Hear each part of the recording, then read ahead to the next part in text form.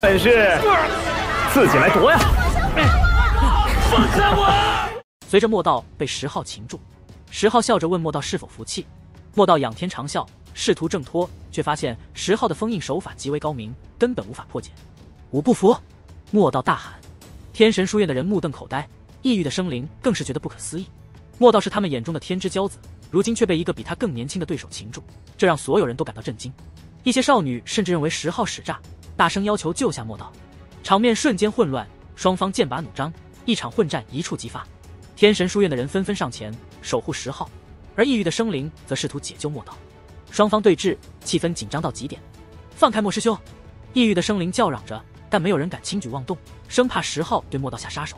10号冷笑，不理会他们的叫嚣，一只手稳稳地按在莫道肩头，随时准备发动致命一击。你敢乱来的话，我等立刻杀你！有人威胁，但引来己方不少人的怒目而视。异域生灵内部也出现了分歧，有人试图挑拨，但更多人还是希望和平解决。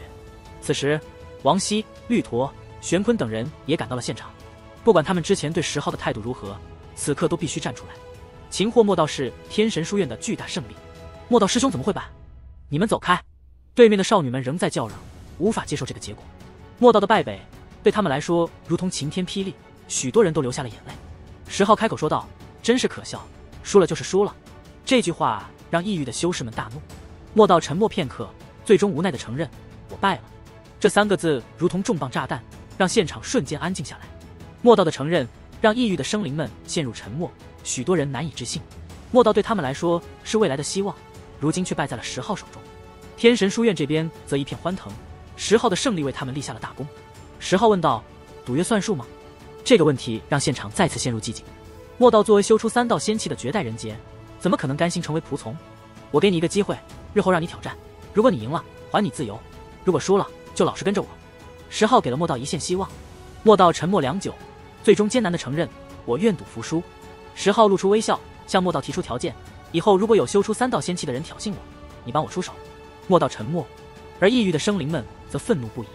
就在这时，几名异域的生灵冲了过来，表示愿意与莫道一同受苦。10号愣了一下，随即大喜：“欢迎！”对面的异域生灵们则愤怒到极点，杀气腾腾。10号调侃道：“拖家带口，让这几人，尤其是4名少女怒目而视。”异域的其他生灵也慌了，他们不想让更多精英成为俘虏，更无法接受莫道认输成为仆从的事实。一位修出3道仙气的女子怒喝，要求莫道不要答应10号，但莫道决定接受失败，让其他人回去。可那几人坚决不肯离开。10号调侃说：“要是自己身边也有这么多人就好了。”引得众人不满，但他也不在意，带着莫道回到天神书院这边。4名少女不忿，挑衅10号再战莫道，但10号表示自己更担心莫道成为追随者后会反叛，得想个办法。异域生灵们觉得10号修出2道仙气，不是绝世大敌，心情稍微好了些。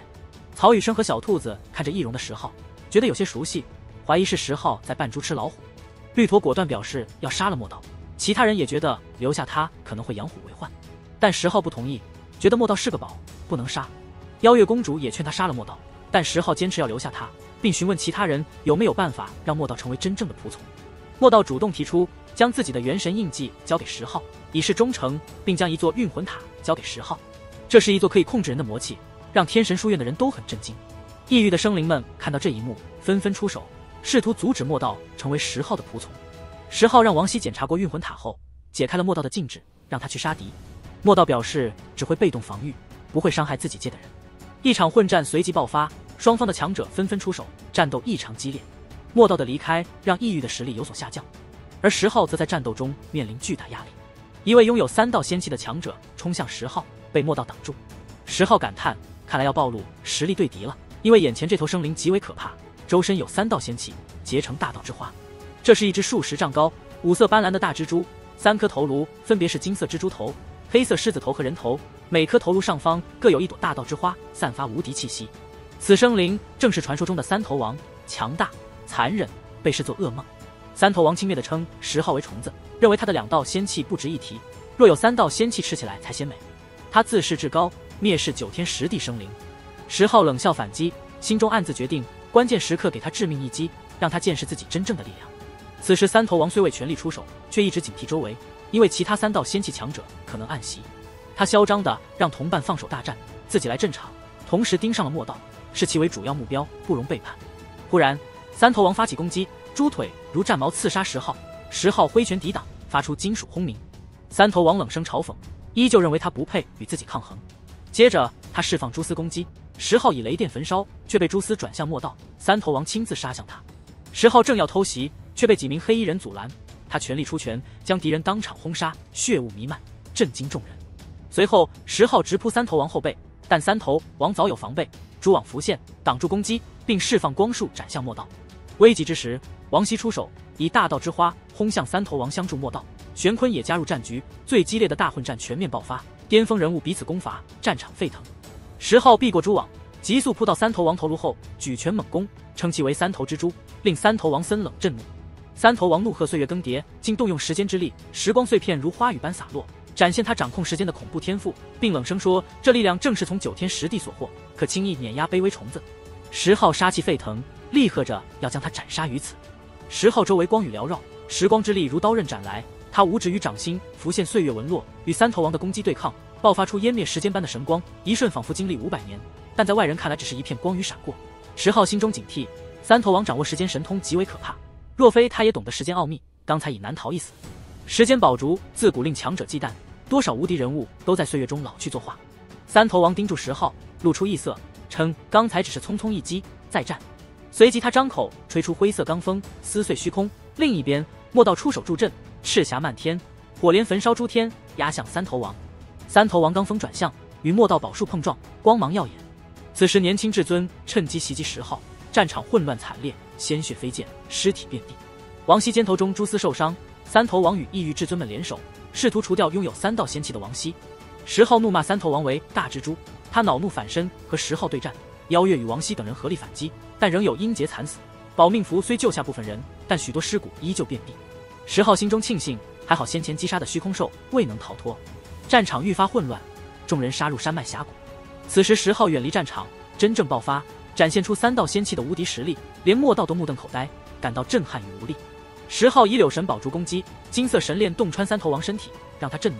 没想到这个看不起的小人物实力竟与他匹敌。